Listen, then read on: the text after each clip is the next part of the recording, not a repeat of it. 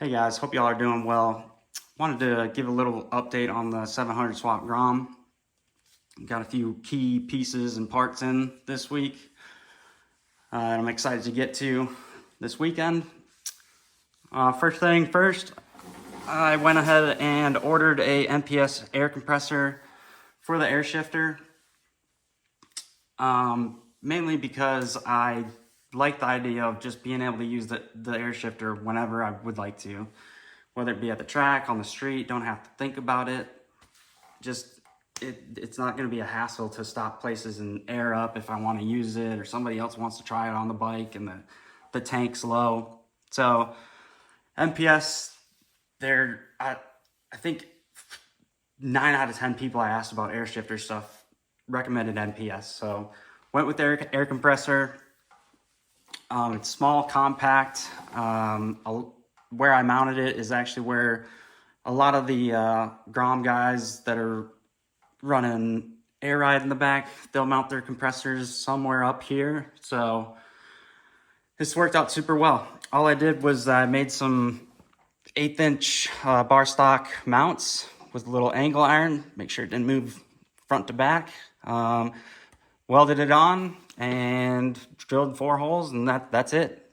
I pretty much just eyeballed it with the body work, made sure that it didn't interfere with at least the main fairing.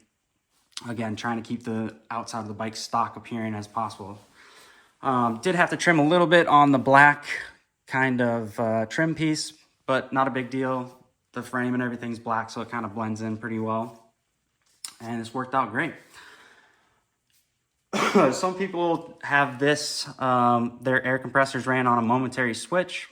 So that like after they do their run, they just hit the switch, they put it wherever, hide it or whatnot, hit the switch, it airs up. Once the tank's full, they let go of the switch and then the air compressor's done working.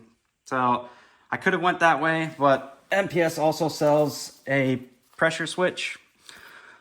This one happens to be a 110 to 145 PSI, which is perfect for exactly what the pressure I was testing the air shifter at. Because at about 100 PSI and definitely at 90 PSI, it seemed like there just wasn't enough pressure to kind of give the cylinder enough power to actually shift to the next gear. It seemed kind of laggy. So that's awesome. And I won't have to think about pressing a switch or doing anything. It'll be all autonomous. Basically, when the air tank gets below 110 PSI, kicks on the air compressor, and then at 145, it cuts power or triggers it to shut off, and then it's done running and your tank's full and you don't even have to think about it. So that's the air compressor setup. Now we get to talk about the one thing I've been waiting for a long time. The swing arm and the upgraded axle. So this is the Evil Swingarm. I basically called them and asked them if they could do a one-off Grom swing arm or stretch swing arm with 20 millimeter axle adjusters. First, they were a little apprehensive about doing this for me because they, it was the lady that she always answers the phone, but she kind of said, are you sure you're going to do that? Because there's so many things that you got to think about. And I assured her that I think if they could make it for me, then I could make everything else work.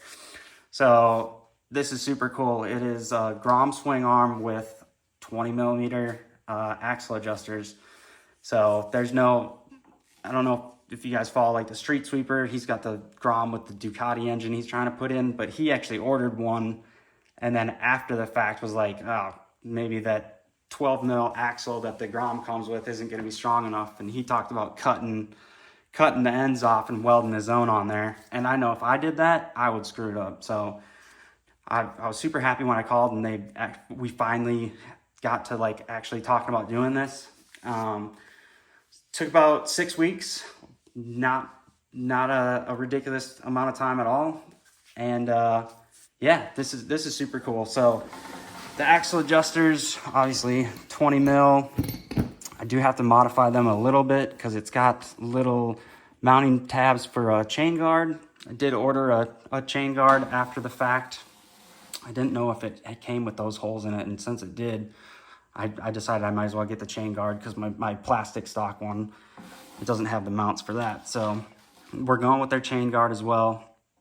And the 20 mil axle, if you guys have watched any of the other videos, I had said that I was going to try to use I believe it's 2015 MT-07 axle. I kind of test fit this and didn't really feel too comfortable with it, mostly because the edge is there's not much material there to bite onto the cutouts in the arm, and the cutouts are actually a little bit smaller than that. So I actually just called Evil again when I ordered the chain guard, and I said, can you make me a 20 mil axle? She asked the machine guy, and he said, yep, we can do it, but it's not going to be like tomorrow. So that's all right. So we're doing away with the MT-07 axle. We're going to go with just a 20 mil steel one. And I think that's going to be a lot better than trying to make that work, because we've already done all this and it's already this nice. I don't want to stick some used axle in there and just screw it up. So this is the actual air tank for the air shifter. So this would be my little my push lock T will go here. Compressor will come in one. I'll have one line that goes out to the air shifter, and then my pressure switch will be there.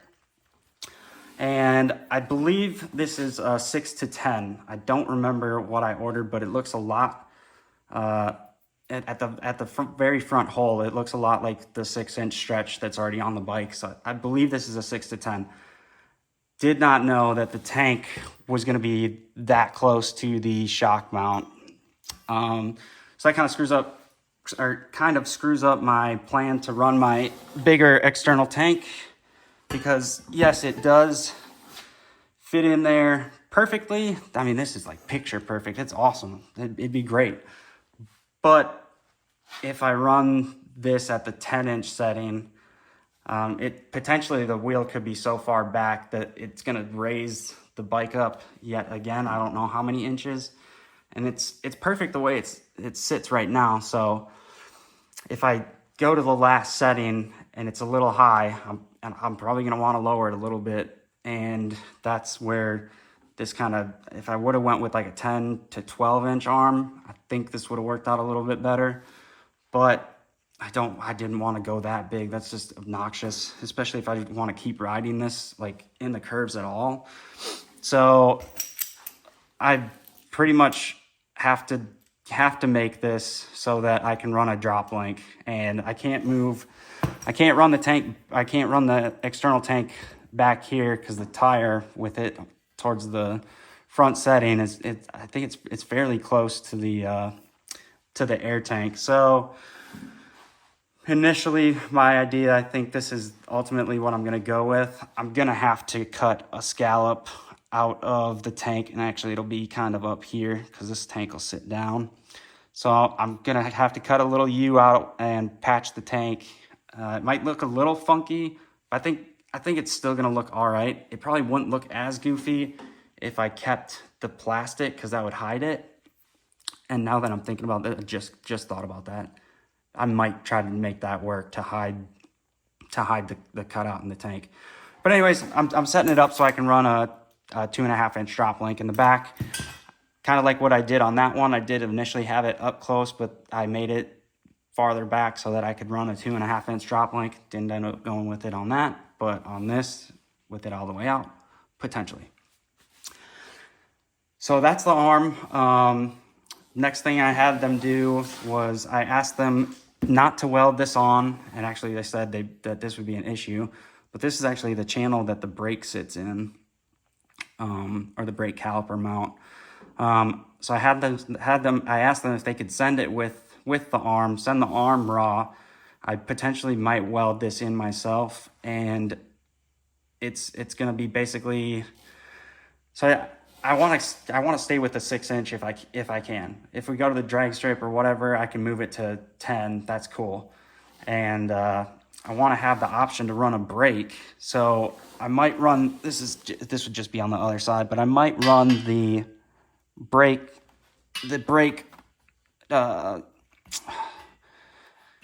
mount on at the front of the cutout for the axle. So if I have it in the 6-inch, 7-inch, 8-inch, kind of this area, I think I can still use the stock brake. And then if I want to stretch it out all the way, I'll just do away with the rear brake and do my own little spacer, and just make it that, make it so I can still run the brake if I want to.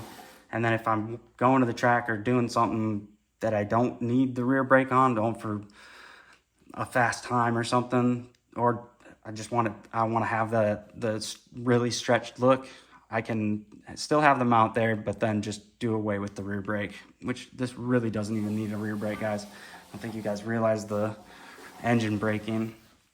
And the last thing I wanted to go over is the actual pivot for the swing arm. So the stock Grom uses a rubber bushing, and they can bind, and they're hard to kind of pivot sometimes, and that's just friction in the suspension. So Evil runs I don't know if you can see it, but they run a needle bearing, so 2 needle bearings per swing arm mount, and then they ran a stainless sleeve, so that'll free up a little bit of friction. It'll definitely be easier to get the shock in and stuff, because sometimes those stock ones, they bind like crazy, and it's just a pain in the butt. You got the bike jacked up and you're pushing on the swing arm and shock bolt's not coming out. It's a pain in the butt. So hopefully that's a little bit easier to service and mess around with. The tank, we'll figure something out. I think I don't know if I mentioned it yet, but I do have to modify one of the axle adjusters. Gotta cut that end off, because when I go to run the bolts into the chain guard, in order to get some adjustment out of it, I'm gonna have to cut it there, which is no big deal. You'll never see it unless you see this. But yeah, that's kind of the update. Hopefully this weekend I can kind of get an idea on some of this stuff. I don't know if I'm ready to tear this thing down just yet. I am still waiting. Well, I'm still waiting on the axle from Evil. So I'm gonna test fit it with the MTO7 axle, because that works. It's the right length and the diameter. It just won't be. I probably won't ride it with that axle. I'll wait for the Evil one to come in. But that's the idea, and that's where we're at. I appreciate you guys watching. Let me know if you guys have any questions. I know some people wanted to see a video of the Mustang, even though this is a Grom channel. I might do that, but yeah, it's pretty much rain all this weekend, guys, so probably not going to be riding this thing, so I might as well put it up and kind of measure some things out. Anyways, y'all have a good one. I appreciate the support.